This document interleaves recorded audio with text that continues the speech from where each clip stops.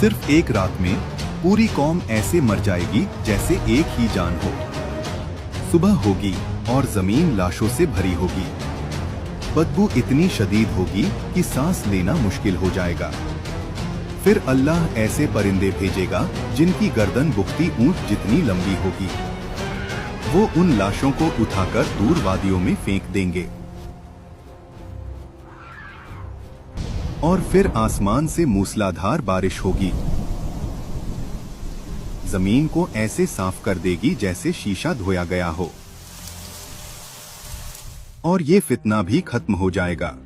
लेकिन याजूज माजूज का फितना इतना खौफनाक है कि अंबिया भी इससे पनाह मांगते थे। ये कियामत की वो निशानी है जो बताती है कि तौबा का दरवाजा बंद होने वाला है। सोचिए, दज्जाल का फितना खत्म और उसके बाद इंसानी तारीख का सबसे बड़ा फसाद।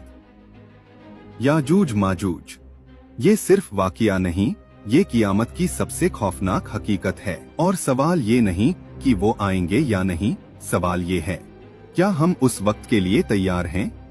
अगर आज दुनिया की तमाम फौजें एक ही जंग में उतर आएं और जंग का नतीजा ये हो कि जीतने वाला भी तबाह हो जाए। रसूलुल्लाह सल्लल्लाहु अलैहि वसल्लम ने जिस जंग का जिक्र फरमाया वो दज्जाल का फितना नहीं, वो याजूज माजूज का हमला भी नहीं, बल्कि वो जंग है जो इन दोनों से पहले होगी। एक ऐसी जंग जिसमें तलवारों से ज्यादा लाशें बोलेंगी। और जब ये जंग खत्म होगी, दुनिया इतनी कमजोर हो चुकी होगी कि फिर दज्जाल के लिए कोई रुकावट बाकी नहीं रहेगी।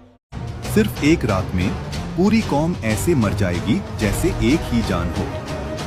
सुबह होगी और जमीन लाशों से भरी होगी। बदबू इतनी शदीद होगी कि सांस लेना मुश्किल हो जाएगा। फिर अल्लाह ऐसे परिंदे भेजेगा जिनकी गर्दन बुख्ती ऊंट जितनी लंबी होगी। वो उन लाशों को उठाकर दूर वादियों में फेंक देंगे। और फिर आसमान से मूसलाधार बारिश होगी। जमीन को ऐसे साफ कर देगी जैसे शीशा धोया गया हो। और ये फितना भी खत्म हो जाएगा।